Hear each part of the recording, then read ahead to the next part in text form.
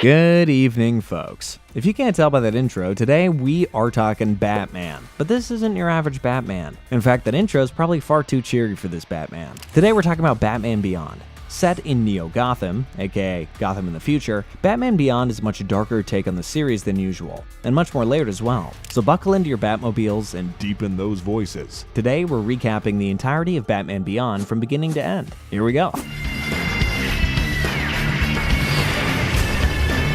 To start off, we gotta introduce some main characters so you know what's what. To begin, we have Terry, a 17-year-old high school boy who ends up hitting the jackpot after discovering Batman's secret identity. It's Bruce Wayne. And believe it or not, Terry somehow convinces Bruce to let him be the next Batman. Then of course we've got Bruce, who needs no explanation. He's Batman. Or, I guess, he was Batman. We've got Dana, Terry's girlfriend, who worries a lot about him. Particularly about their relationship, might I add. And finally, for the good guys, we've got Max, one of Terry and Dana's mutual friends, who finds out Terry's secret and helps him occasionally.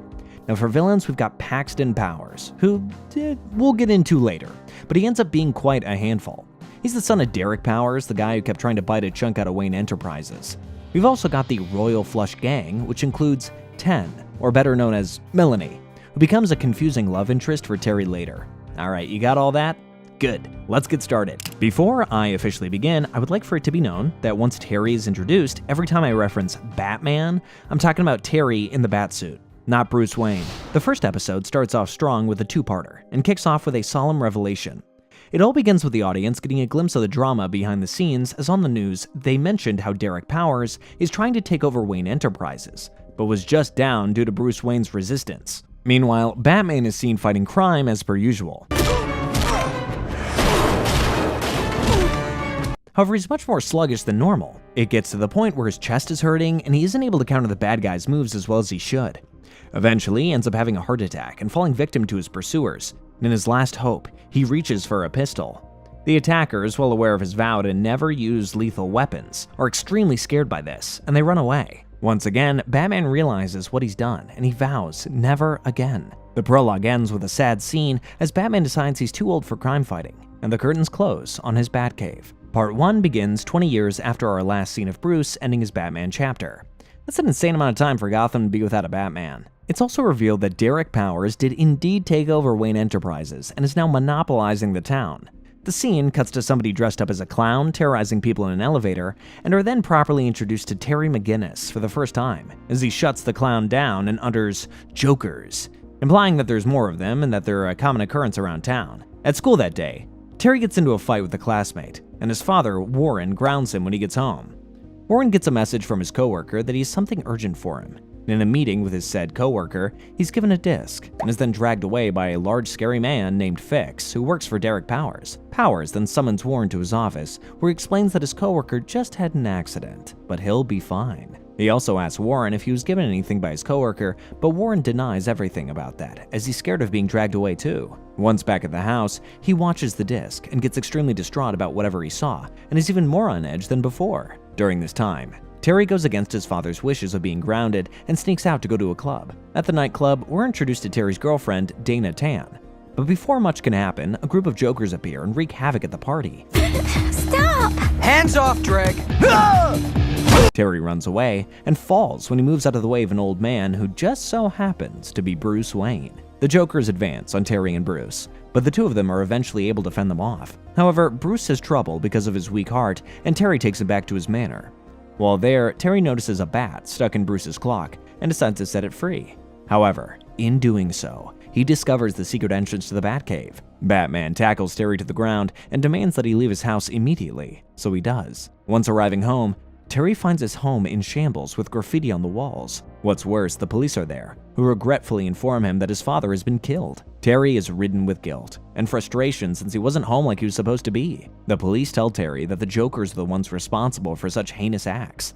You've got to stop. I should have been there. I could have helped him. I could have done something. However, upon Terry's own investigation, he finds the information from his father's disc and is convinced that he has something to do with Powers Enterprises. He immediately goes back to Bruce and begs for his assistance.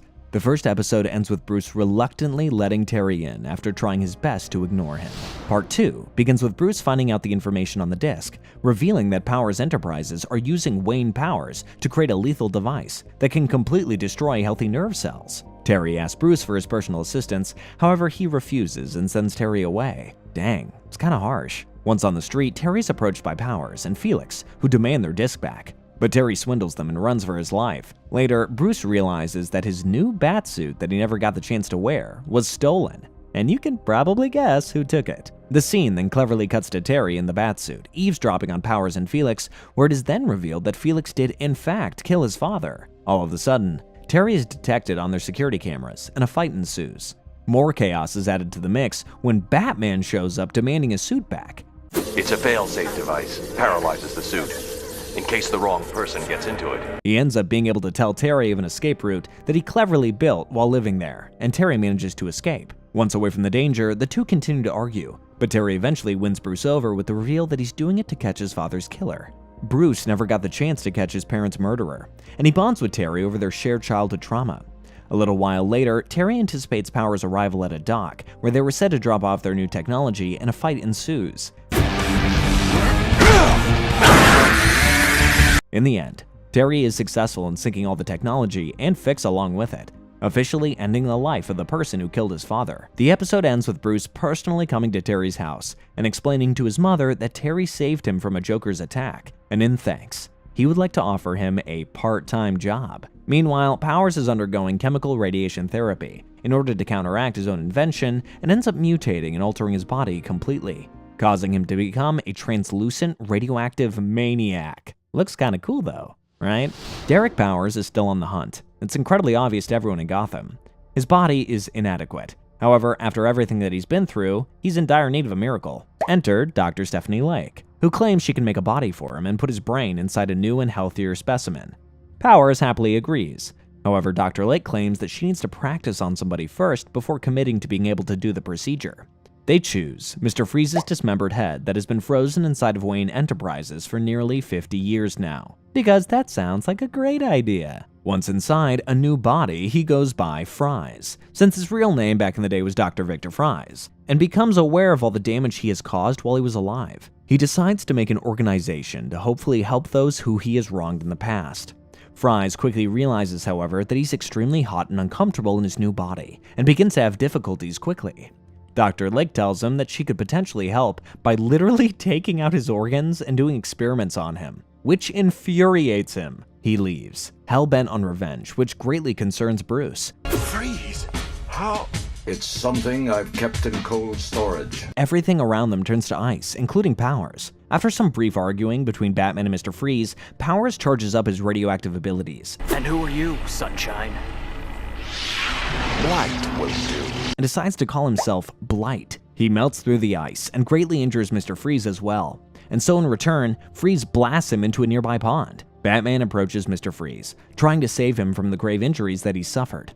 However, he makes an ice wall between them. Batman evacuates the building before it explodes. Heroes begins with us learning of a new superhero group that just arrived in town, called the Terrific Trio. They're said to be genetically mutated scientists whose body changed after a lab experiment gone wrong, who now choose to fight crime. You know, that kinda reminds me of the Fantastic Four. Terry's excited about this, as he may have some more free time on his hands, however Bruce is skeptical at best. Magma, one of the members of the trio, expresses his disliking of his new body, after being screamed at by a kid in fear after he had just saved the boy.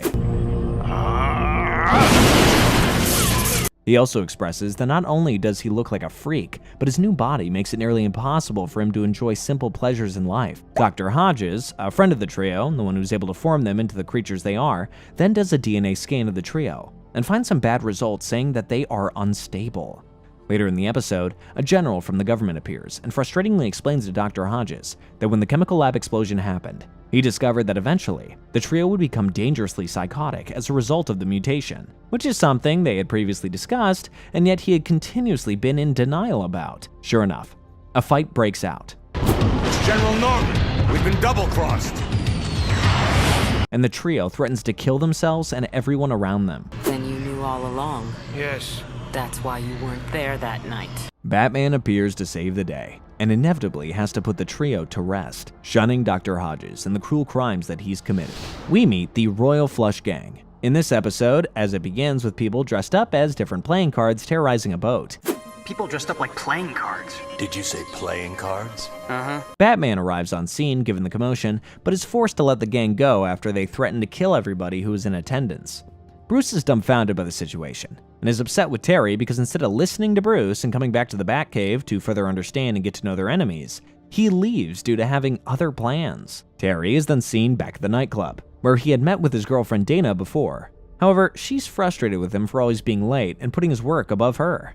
She breaks things off, or more rather tells him that they need to take a break. This causes Terry to go outside. Distraught, all of a sudden, a blonde stranger approaches him.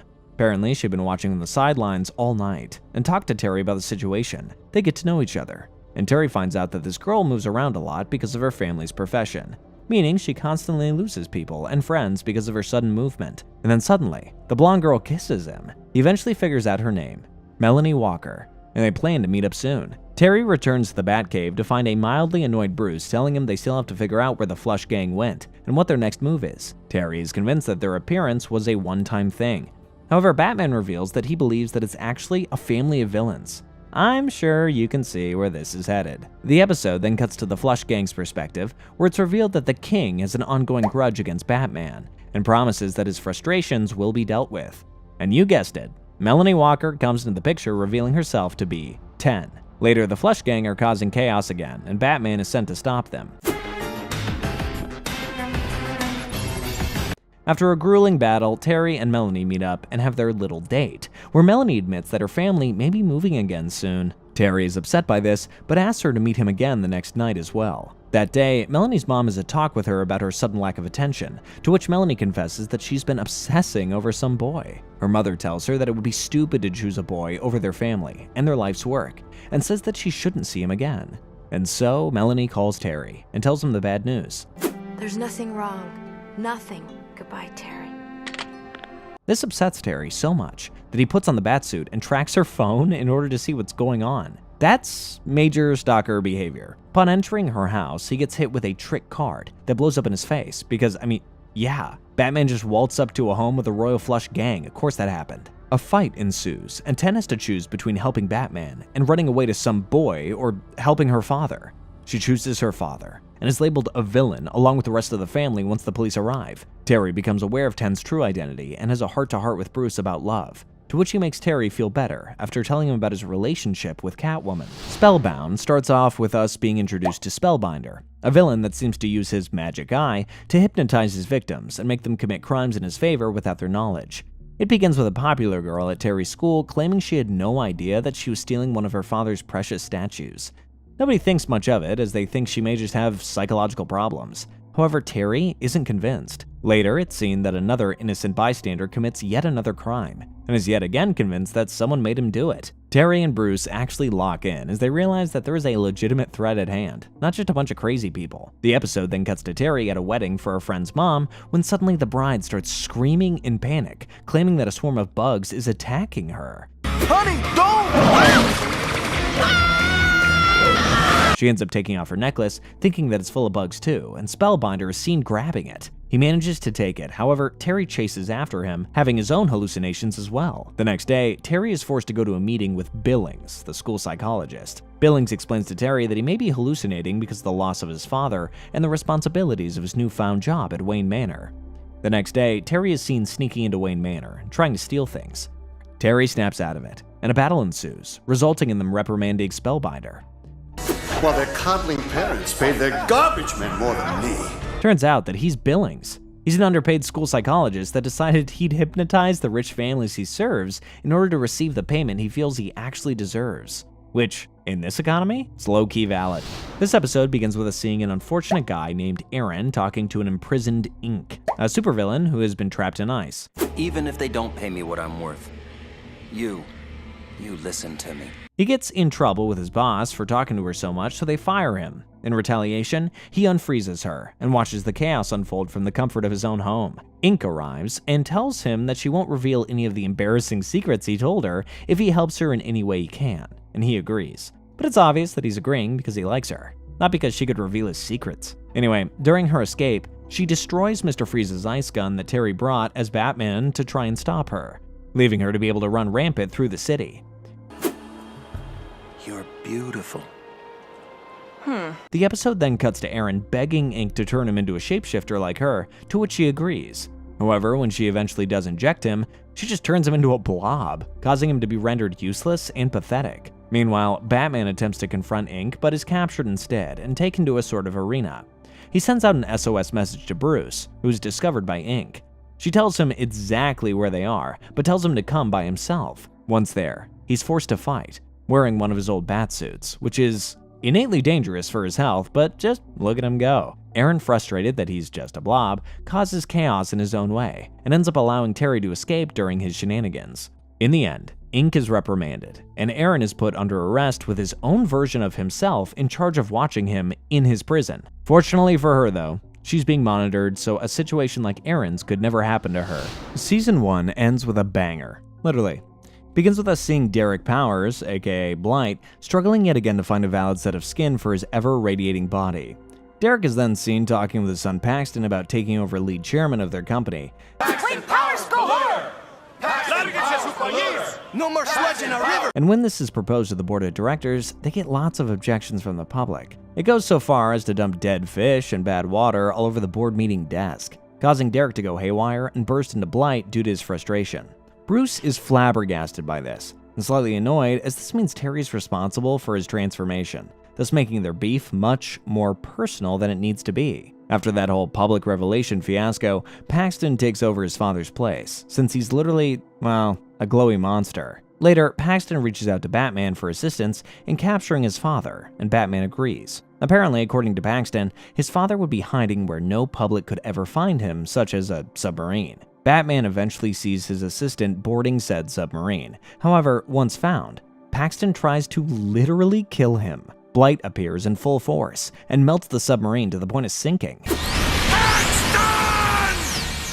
Terry, what's going on in there? Paxton, Powers, and some others are saved from the submarine, but Blaine was said to have been seen floating down to the bottom of the ocean. The episode ends with Batman warning Paxton of his father's return, while Paxton takes over the Enterprise for himself. Season 2 starts to get juicy with Hidden Agenda. The episode begins with us seeing the gang of Jokers wreaking havoc throughout the city, yet again. But with a twist. The head Joker is seen treating the others with more violence than usual, enough to make them feel somewhat uncomfortable with his leadership. The show then cuts to Terry's high school where their GAT scores are finally in. It's like SAT, but not copyrighted. We're introduced to Max, who so happened to get the first place score, landing her the head running position for valedictorian. After finding out about their scores, Max announces to everyone that she's going to be making a program dedicated to finding out Batman's secret identity, which worries Terry. If it is a guy. He's a guy, and he's connected to our school. I'm sure of it. During all of this, a boy named Carter got second and is seen later that evening arguing with his mother about said grade. Carter storms off after their argument and then does what any sane person would normally do, which is putting on makeup and a clown outfit. Yep, this guy is the Joker leader we saw earlier in the episode. He takes the Jokers to the school in hopes of deleting Max's score records, but he's denied access, leaving him to graffiti the area instead. The next day, Max finds out that the leader of the Jokers must be a fellow student targeting her, as she finds a booby trap in her locker. Later in the episode, her machine that's supposed to figure out who Batman is came back with only 6 different names being options, one of them being Terry. Care to explain what you're doing here? Actually, no. Meanwhile, Terry realizes that the Jokers are targeting her, and so he approaches her and warns her to back off on the Batman investigation, thinking that that's why she's getting targeted. Max feels as though Terry doesn't want her to find out about this secret, so she messages him saying to meet her in the park. However, once there, she's bombarded by the Jokers instead. Batman arrives, and there's a brief brawl that ends in Max kicking Carter into a fountain, which washes off his face paint, revealing his true identity. The episode ends with Max revealing that she knows Terry is Batman. However, his secret is safe with her, and that he's more than welcome to confide in her if ever he needs somebody to talk to.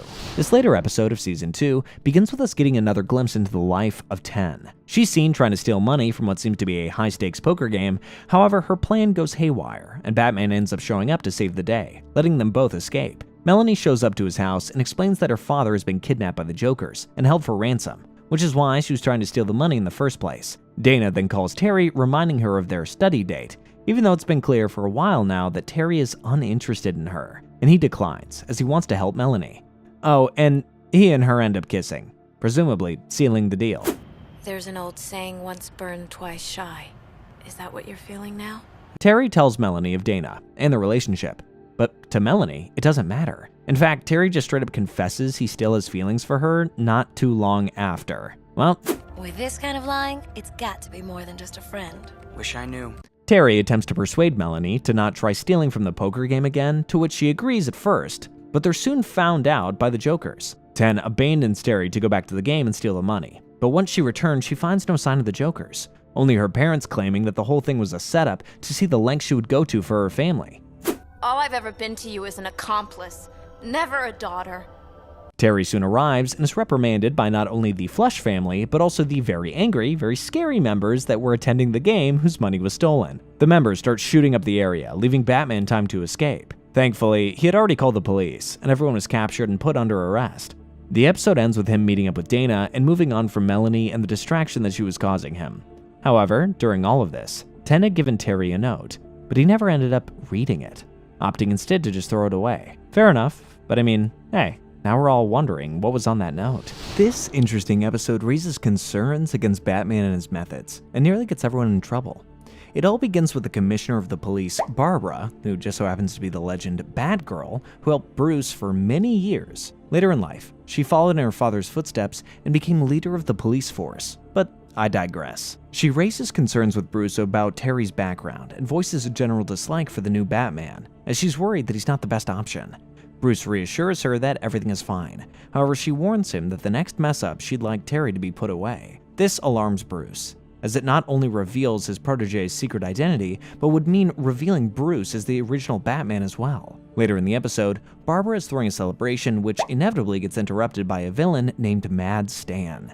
Go ahead, Commissioner. Make your call. I've wired the whole ballroom. Terry, as Batman, goes to handle business, with Barbara following him, assuming that he's going to mess up. Barbara then witnesses Terry using one of Mad Stan's bombs and banging it on his head not once, but twice, causing him to die, after which Batman is nowhere to be found. Barbara is furious and emphasizes to Bruce that when Terry is found, he will be put away for murder.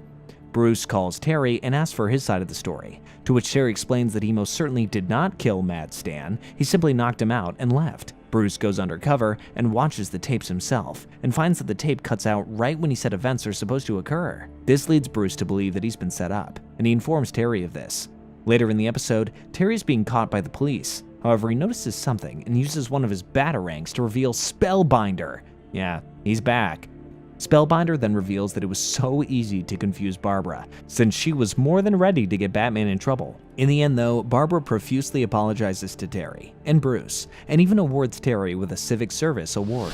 This next episode is called Sneak Peek, so let me go ahead and give you all a sneak peek. Alright, anyway. The episode begins with Terry emphasizing to his mother how much he loves the show The Inside Peek, where this guy named Peek reveals crazy inside scoop stories about people around Gotham City.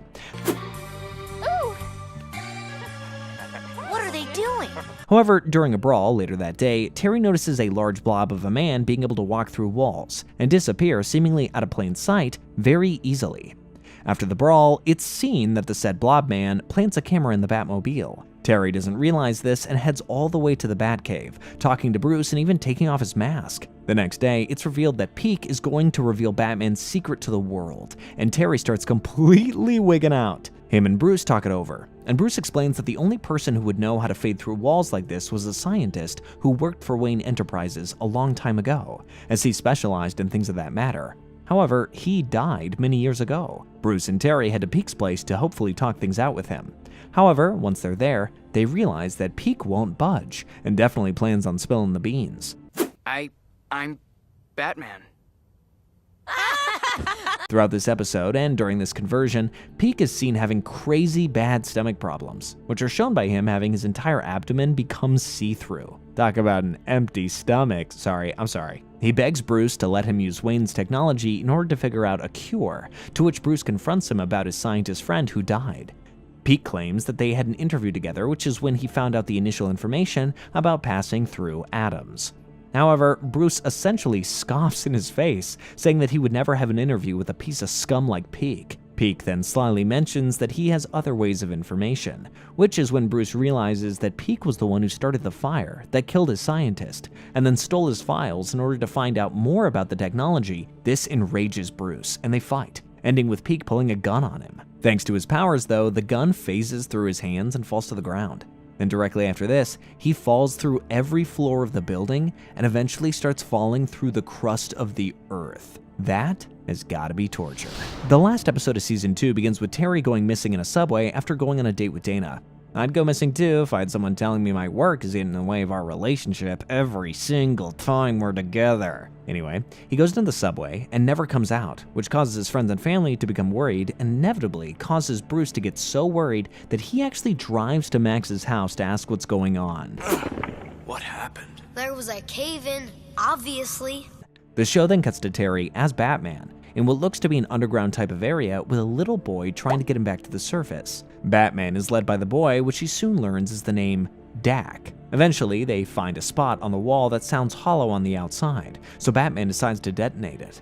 A small opening appears in the ceiling, only big enough for Dak to squeeze through. However, once at the surface, he runs smack dab right into Shriek, this other villain with shockwave abilities, who was alerted of their location after the explosion occurred. Dak accidentally reveals to Shriek that Batman is stuck, and the two go down in the holes to find him. Dak, being a loyal king, lies to Shriek and points him to a part of the wall that is covered in condensation, saying that Batman is somewhere around that area in the tunnels. Shriek breaks the wall down, where a flood of water rushes into the tunnel, separating the two. Meanwhile, Bruce and Max have been on their own little rescue mission, and they end up fighting with the T's, a popular gang group, and figuring out that Terry was last seen in the subway. Bruce ends up tricking Max into getting caught by the police near the wrecked ground, mostly because he's worried about her being involved, but I think it's because he wanted to be the one to save the day. Once down there, he interferes with Shriek, getting his hands on Batman, defeating him in the process. The episode ends with everybody going home and having a good night's rest, or as good as one can after being smothered in strange sewer water and fighting villains all night. Well, now it all makes sense. Huh? You've started making your bed. Season 3 begins with the return of our favorite gang. You guessed it, the Royal Flush. This time they're seen stealing museum items and getting captured and hurt in the process. The king is seen handing off the merchandise to none other than the infamous Paxton Powers, who only gives them a portion of the amount they agreed upon due to the poor shape the materials were in. Still, I suppose you should get something for your trouble? The queen is furious with the king for even working with such scum, so to make up for his lack of manliness and to please his woman, the king decides to kidnap Paxton and hold him for ransom. Paxton reveals that he doesn't have much money. However, if they kill Bruce, then he will be able to obtain all his company assets and reward the Flush family with millions, to which the king accepts. This doesn't go well for him, however, as Bruce and Batman battle him and easily win. However, during the battle, the king leaves the queen to die, and also steals all the money for himself, while also having another mistress on the side, and plans on completely abandoning the entire family. No, my dear, I could explain. This episode ends with us witnessing Melanie bail out her brother Jack from jail and offering him a job at her new restaurant, as she's been trying to live a more honest life ever since her time with the gang, to which he happily agrees. Although this episode isn't super important to the overall timeline, I feel as though it's important for Terry's backstory.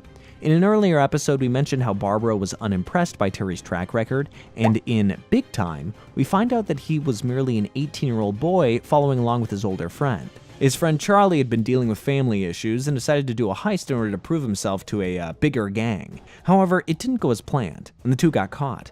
Charlie got jailed for 3 years as he was tried as an adult, but because Terry wasn't of age, he only got 3 months in juvie. That's still really tough. This later two-part episode begins with Terry running into the one, the only, Superman.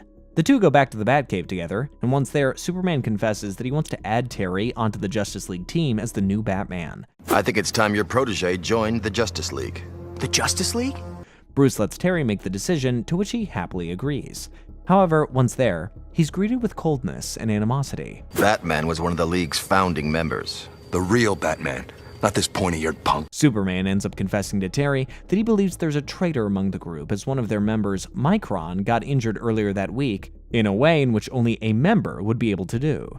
Terry tries his best to monitor the League members when all of a sudden, the camera cuts out in Aquagirl's training area. Terry rushes to the scene, and she's eventually saved from her malfunctioning tank. However, the other members are upset with Terry not calling them to help, even though he's never been a part of the team before. Later in the episode, this guy, Warhawk, is killed due to a missile strike that Terry himself witnesses. When the League shows up to see the damage that has been caused, they immediately begin to blame Terry, until Superman arrives and tells them to back off. Terry tells Bruce what happened, so he checks the footage from the Batmobile and finds that the missile exploded due to Superman's heat vision, meaning Superman is the traitor. Bruce gives Terry his secret stash of kryptonite that Superman had gifted him years ago, and instructs him to use it to stop Superman if it comes down to that. Part 2 begins with Batman showing the rest of the Justice League the footage that Bruce found. However, certain members don't believe him, and it gets so elevated that a fight breaks out. And coincidentally, none other than Warhawk re-enters the picture. He confirms that he was also suspicious of Superman, so he sent up a remote-controlled suit, which is what they saw get blasted. I told him not to tag along, but he disobeyed. I like that. The group then goes off to confront Superman, who at first denies knowing anything.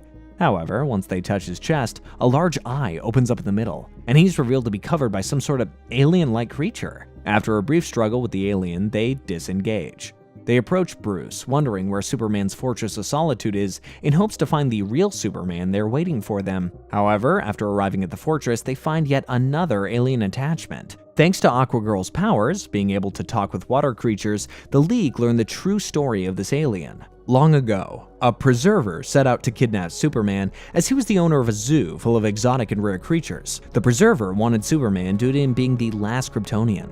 However, Superman was able to escape and kill the preserver, and feeling bad for every other creature in the zoo, he decided to take them all in. Soon after this, the star creature leaped into Superman's face to gain control of his body, and has allegedly been controlling him for years. Suddenly, a secret door is unlocked, and it's revealed that there are crazy amounts of the star creatures waiting in a giant pool of water. Turns out they've been breeding for a long time in order to gain numbers to start taking over the world. Several star creatures leap out and latch onto League members, with each member being taken control of except for Batman, who's able to zap them away with his Batsuit. He then flees the area in the Batmobile and alerts Bruce of the situation, who advises that he tell the government. However, he doesn't want the members of the League to die due to the creatures, so he declines.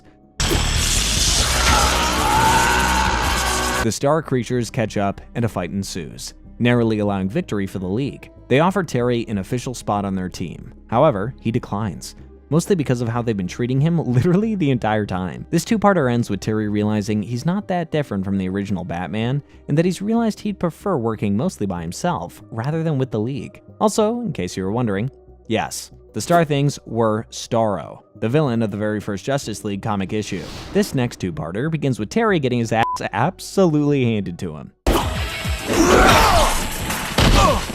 Get up, let's go.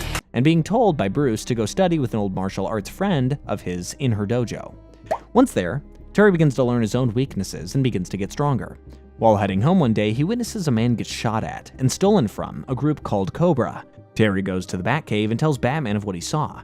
And once they do some research, it's found that the man is actually a paleontologist. This confuses the two, so they decide to do some further digging. Get it? It's paleontology. I'm done, I promise. The next day, Terry and Max go to the museum, and after snooping around, they find that Cobra was interested in recovering stolen dinosaur DNA. Terry then meets Xander, a guy that has been seen escorted to a limo earlier that day after training. Xander tells Terry that he's never had pizza. Pizza? I've heard of it. You're kidding, right? Prompting Terry to invite him to go get some at their local arcade with Max. They go, and Xander seemingly has a decent time. He gets beaten by Max at an arcade game and demands a rematch, but right after this, a gang of jokers arrives and Xander nearly kills them all. His entourage appear and escort him out of the building before any more damage can be done. The next day, Terry's teacher explains that because of his behavior, Xander was kicked out of her program and will no longer be practicing with them. Later, the episode cuts to a scene of reptilian-like men breathing in crazy fumes, making them wail out in pain, seemingly being experimented on by none other than Xander, revealing that he's part of the Cobra members. The show then cuts to Xander being seen kidnapping Max, but not before she calls Terry to alert him of the situation. Terry tries his best to save her. However, he's reprimanded and hurt badly. Despite his injuries, Terry finds out where Max is located and sets out to find her. The episode then cuts to her waking up in a fancy bed with girl servants telling her that she's in charge of them now. This confuses her and she resists the situation, before she's then brought to Xander by a scary reptilian man. Once there, Xander blesses her with the knowledge of what's going on. Essentially, Xander has decided to take dinosaur DNA and splice it with that of a human in order to make them the perfect species. Why lizard things? Apparently it's because they have the one thing that humans once lacked: adaptability, and the ability to evolve into different forms. He then plans on using a thermal bomb in order to raise Earth's temperatures to a suitable habitat for the new creatures, killing off any humans that refuse to transform. This scares Max, and she refuses to be spliced, even though that will inevitably mean her death. Meanwhile, Batman sneaks in and a fight ensues. I failed you, Xander. I thought I could put you on the right path. The episode ends with their martial arts teacher arriving and sacrificing herself to save the world due to her failing Xander, and potentially not being able to prevent the end of the world as they know it. The last episode is a heartfelt one. It's essentially a retelling of one of Terry's memories. After Max brings up that he should probably just tell people close to him his true identity, he gets defensive, as if his friends know his identity, then they're all going to be in danger too. He then tells a story of a little boy who once saw his face. I wasn't scared, not of Batman. He's just a guy like everybody else. And was then kidnapped and almost thrown into a snake pit. However, Terry's convinced that the kid doesn't actually remember his face, as the kid has grown up a bit now and never looks at him funny. The episode ends with the kid turning and watching Terry walk away with Max with a knowing look on his face, meaning that he does remember who Batman is. He just chose to keep it a secret. The return of the Joker begins right after our last finale and begins with Terry getting bitten by a spliced Joker during his last debacle regarding the Joker stealing advanced technology. Something they aren't known for doing, as they're commonly found messing with commoners and city subways and alleys, so it's kind of a turn of form for them. Terry is slightly worried about his bite, but decides to go to a nightclub with Dana since she was excited about it. And we all know how Dana can be.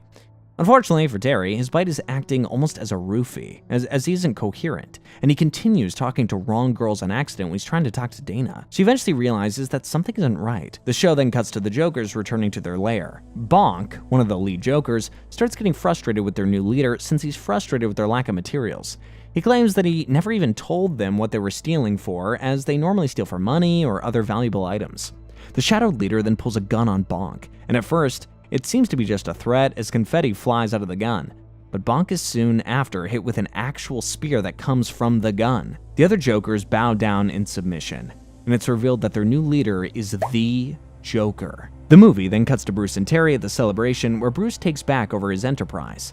Suddenly, the Joker and the Jokers arrive wreaking havoc. Terry is forced to save most of the civilians instead of pursuing the Joker, and Bruce is left dumbfounded as his formidable foe is supposed to be dead. Bruce is so put off by the Joker still being alive and causing more chaos in Gotham that he basically bullies Terry into giving back the Batsuit and not continuing his journey as Batman. I'm not working for Mr. Wayne anymore. Terry goes to Barbara, Batwoman, for advice, but she too doesn't have anything to say to Terry except to listen to Bruce. It's also shown that the old Robin, Tim Drake, also sees the news of the Joker returning and he gets goosebumps. Terry frustratingly returns the suit and decides to go clubbing with Dana, thinking that he now has a lot of time on his hands. However, once there, two girls approach him, Dee Dee, Jokers under the Joker's control. They separate Terry from Dana, and another member attempts to kidnap her while he isn't paying attention. Terry soon realizes and is able to get Dana, but not after she's hurt in some sort of way. She's then rushed to the hospital. Hello, Batman. After the attack, Terry calls Bruce with no response, leaving him no choice but to rush to the scene, assuming that something terrible must have happened. Once there, he finds the words, "Ha ha ha," written in graffiti, and he assumes the worst, until he finds Bruce convulsing on the floor, laughing almost to death. Thankfully, before the attack, Bruce had been perfecting his cure for Joker venom. Terry finds this and injects the old man, only for him to finally stop laughing and pass out in pure exhaustion. Barbara arrives, tending to Batman, and after being asked multiple times, she finally gives in and tells him the story. Long ago, the Joker would cause chaos all the time, and it got to the point where one day Batman's sidekick Tim went missing. Him and Batwoman searched all throughout Gotham, and eventually, the Joker met up with him and told him the story of how he captured Tim and tortured him into becoming Joker Jr. Apparently, he and Harley had wanted a child for a while, but they didn't want to bear one themselves, and since Batman always had a few spare, they decided to take one of his. The Joker instructed Tim to kill Batman, but in a last-ditch effort, he turns and shoots the Joker himself with a bang gun instead. Tim, it's Barbara. Can you hear During this battle, Harley falls off of a cliff, even though Batwoman did try to save her. Anyway, the Joker's presumed dead, and Tim is distraught. They bury the Joker and put Tim in extensive therapy where he eventually grew up and became a father of his own. After hearing the story, Terry investigates Tim, but nothing comes from it, as he's traumatized after being Batman's sidekick. Terry eventually turns to Jordan Price. However, while he was found guilty for helping the Joker steal technology, in turn for them trying harder to kill Bruce, he got arrested, there was no evidence of him having any contact with the real Joker. Seemingly at a loss of a lead, Terry talks to a newly awakened Bruce, who also concludes that it just has to be Tim, as the Joker did in fact hurt the Robin's suit more than anything else, and also the technology that they keep stealing could be used by Tim now that he's an engineer and a seemingly newly found man. He has the capability to potentially hijack a military defense satellite, which is exactly what he's been doing. After approaching Tim again, it's revealed by the Joker that Tim has in fact been helping him and has turned back to his side. While talking to Tim, his voice suddenly changes to the Joker, and it's revealed that he is the Joker. He then tells the two that when he was torturing Tim, he implanted a microchip into his head that would allow the Joker to live on after his death, slowly being able to take over Tim's body and mind over many years. A battle ensues in which Terry comes out victorious after taunting the Joker upon realizing that getting under his skin is really easy, and not something the old Batman did very often, as they didn't have much small talk. It ends with Bruce reconciling with Batwoman and the real Tim. It's also revealed that the Didi twins are the granddaughters of Harley Quinn, meaning she did in fact not die after falling off of a cliff. Break her grandmother's heart! Bruce looks to Terry with love and admiration, proudly handing him the title of Batman and officially allowing him his old position. Well, I hope you all enjoyed this masterpiece of a show. If you liked it, please like and subscribe and comment down below what the next TV show you'd like for me to cover. Oh, and feel free to go ahead and argue in the comments over which Batman is best. We'll see you next time.